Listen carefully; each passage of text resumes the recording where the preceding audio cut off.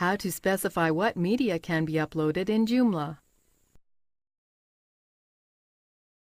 This tutorial assumes you are already logged into your Joomla admin panel. In order to specify what types of media can be uploaded to your site, you will need to set the allowed file extensions. Click Site. Then Global Configuration. Go to the System Settings. Scroll down. Next to Legal Extensions, enter the file types you want to allow and separate each with a comma.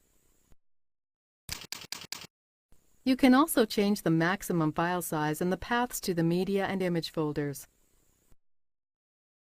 If you would like to allow any users to be able to upload files, click No next to Restrict Uploads.